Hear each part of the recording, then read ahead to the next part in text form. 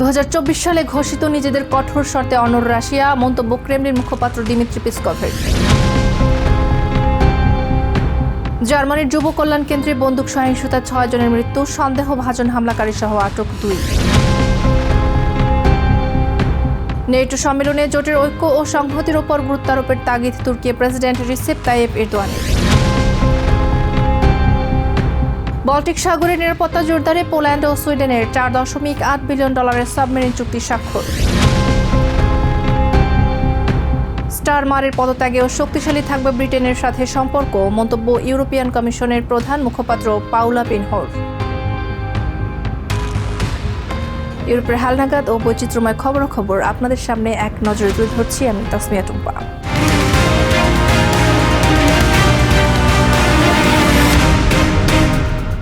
Ukraine সংকটের স্থায়ী সমাধানে 2024 সালে ঘোষিত নিজেদের কঠোর শর্ত থেকে রাশিয়া এক চুলও নড়েনি বলে জানিয়েছে ক্রেমলিন।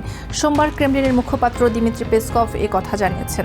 এদিকে ইউক্রেনের ড্রোন হামলায় মস্কোর প্রধান তেল শোধনাগার বিধ্বস্ত হওয়ায় রাশিয়ার রাজধানীতে তীব্র জ্বালানির সংকট দেখা দিয়েছে। অন্যদিকে ইউক্রেনের দিনিপ্র ও জাপোরিঝিয়া পৃথক রুশ হামলায় শিশুসহ অন্তত 7 জন নিহত হয়েছেন। রাশিয়া ইউক্রেন যুদ্ধ এখন ৫ম বছরে। রক্তক্ষয়ী এই সংঘাত অবসানে শান্তি চুক্তির আলোচনা নিয়ে আবারও নিজেদের অনমনীয় অবস্থানের কথা পুনর্ব্যক্ত করেছে রাশিয়া। ক্রেমলিন জানিয়েছে 2024 সালে প্রেসিডেন্ট ভ্লাদিমির পুতিন যে শর্ত নির্ধারণ করেছিলেন তা এখনও পুরোপুরি অপরিবর্তিত রয়েছে। আমাদের অবস্থান সবার জানা এবং এটি অত্যন্ত সুসংগত। 2 বছর আগে আমাদের রাষ্ট্রপ্রধান পররাষ্ট্র মন্ত্রণালয়ের এক ভাষণে এই অবস্থান স্পষ্ট করেছিলেন। কিয়েভ প্রশাসন এবং আমেরিকার মধ্যস্থতাকারীরা এই শর্তগুলো খুব ভালো করেই জানেন।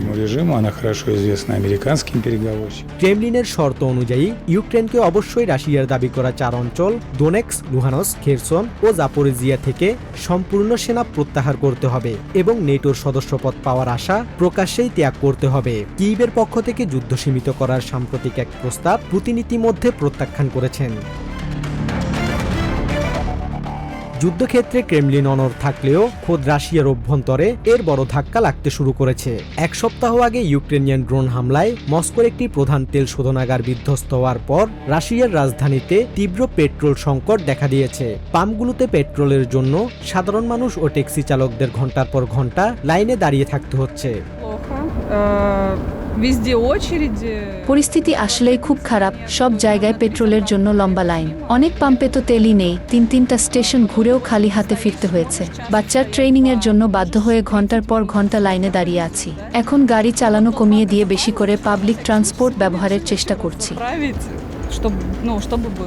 সীমান্ত জুড়ে এই উত্তেজনার মধ্যেই ইউক্রেনের দিনিপ্র শহরের একটি বেসরকারি প্রতিষ্ঠানে রুশ ক্ষেপণাস্ত্র হামলায় 5 জন নিহত এবং 28 জন আহত হয়েছেন। এছাড়া জাপোরিজিয়ার একটি যাত্রীবাহী মিনি বাসে ড্রোন হামলায় শিশুসহ 2 জন নিহত ও 6 জন আহত হয়েছেন। Basudebnath, TVN 24 news desk. জার্মানির উত্তরাঞ্চলীয় স্টাডে শহরে বন্দুকধারীর এলোপাথারি হামলায় অন্তত 6 জন নিহত হয়েছেন। সোমবার শহরের যুব কল্যাণ কেন্দ্রে এই ঘটনা ঘটে। দেশটির পুলিশ জানিয়েছে এ ঘটনায় প্রধান সন্দেহভাজন হামলাকারী সহ 2 জনকে আটক করা হয়েছে। তবে তাৎক্ষণিকভাবে এই নৃশংস হত্যাকাণ্ডের সুনির্দিষ্ট কোনো কারণ বা উদ্দেশ্য জানা যায়নি। জার্মানির বন্দরনগরী হামবুর্গের কাছের শান্ত শহর স্টাডে সোমবার এই শহরের একটি যুব কল্যাণ কেন্দ্রে হঠাৎ শুরু হয় এলোপাতারি বন্দুক হামলা। মুহুর্মুহু গুলির শব্দে মুহূর্তেই আতঙ্ক ছড়িয়ে পড়ে পুরো এলাকায়। প্রাথমিক তথ্য উল্লেখ করে পুলিশ জানায় এই আকস্মিক হামলায় ঘটনাস্থলে 5 জন নিহত হয়েছেন, যাদের সবাই প্রাপ্তবয়স্ক। তবে হামলায় ঠিক কতজন আহত হয়েছেন তা এখনো জানা যায়নি। পুলিশ আরও জানায় মূল হামলাকারী সহ 2 জনকে হেফাজতে নেওয়া হয়েছে। বর্তমানে পরিস্থিতি সম্পূর্ণ নিয়ন্ত্রণে রয়েছে এবং সাধারণ জনগণের জন্য আর কোনো নিরাপত্তা ঝুঁকি নেই। প্রায় 50,000 বাসিন্দার এই ঐতিহাসিক শহরের লালিটের বাড়ি আর গাছপালায় ঘেরা রাস্তাটি এখন থমথমে। ঘটনার পরপরই পুরো এলাকাটি পুলিশ অবরুদ্ধ করে ফেলে। সাদা পোশাকের ফরেনসিক বিশেষজ্ঞ এবং সাদা পোশাকের গোয়েন্দারা ঘটনাস্থল থেকে বিভিন্ন আলামত সংগ্রহ করছেন। পুলিশ আরও জানিয়েছে এই হামলার পেছনে অন্য কোনো সহযোগী জড়িত ছিল কিনা বা আটক হওয়া দ্বিতীয় ব্যক্তির ভূমিকা ঠিক কী ছিল তা খতিয়ে দেখা হচ্ছে।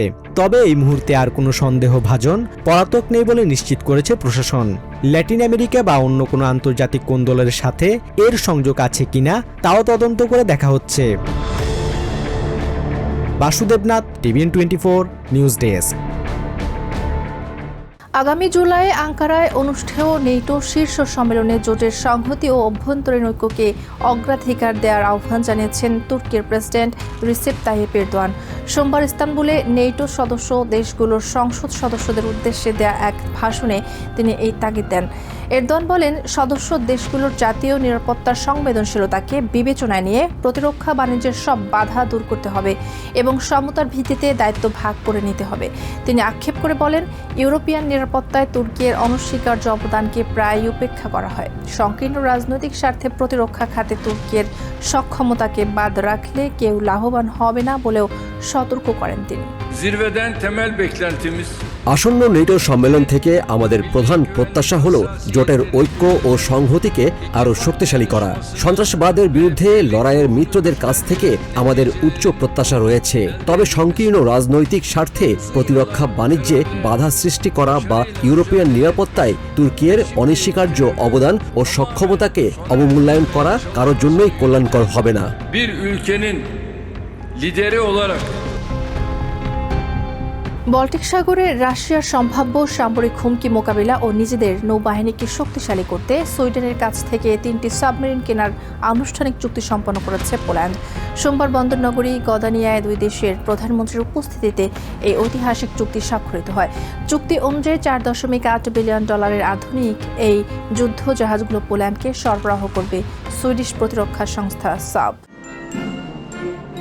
ইউক্রেনে চলমান রুশ আগ্রাসনের মুখে বল্টিক অঞ্চলের ভূরাজনৈতিক নিরাপত্তা নিশ্চিত করতে সামরিক শক্তি বাড়াতে মরিয়া ইউরোপিয়ান দেশ পোল্যান্ড।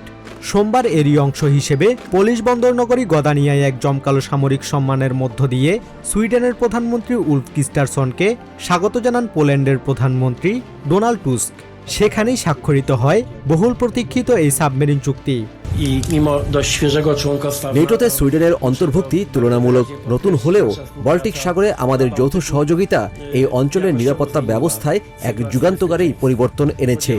রাশিয়ার আগ্রাসনের বিরুদ্ধে ইউক্রেনকে সমর্থন করতে আমরা প্রতিশ্রুতিবদ্ধ। আমরা দৃঢ়ভাবে বিশ্বাস করি যে বল্টিক সাগরকে সব ধরনের উস্কানি ও সামরিক হুমকি থেকে মুক্ত এবং নিরাপদ রাখতে হবে।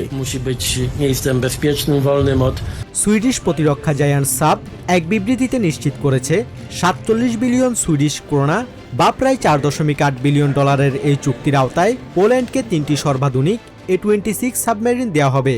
এই মেগাডিলের মধ্যে সাবমেরিনের পাশাপাশি আধুনিক যুদ্ধাস্ত্রের প্যাকেজ এবং পোলিশ নৌবাহিনীর জন্য বিশেষ প্রশিক্ষণ ও প্রযুক্তিগত সহায়তার বিষয়টিও অন্তর্ভুক্ত রয়েছে, যার চূড়ান্ত সরবরাহ সম্পন্ন হবে 2038 সালের মধ্যে।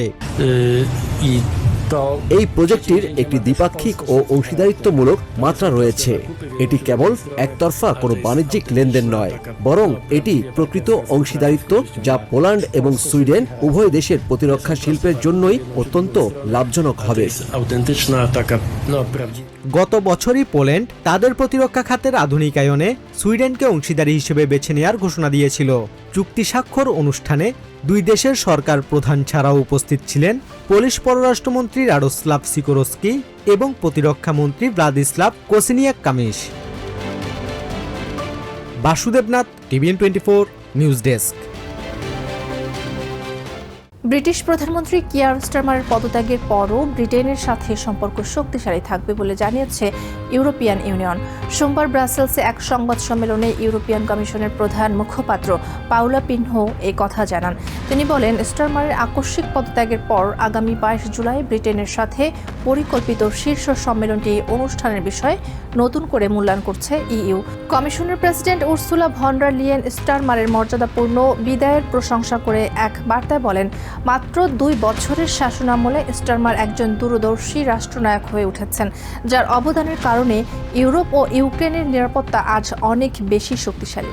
To make Europe and Ukrainian security stronger, notably through all his efforts in the coalition of the willing, through the efforts he's put in strengthening Europe's defense.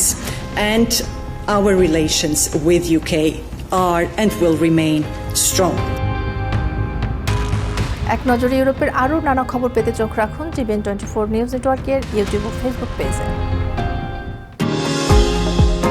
New York থেকে সম্প্রচারিত টিভিএন 24 টেলিভিশন বিশ্বজুড়ে বাঙালির কণ্ঠস্বর।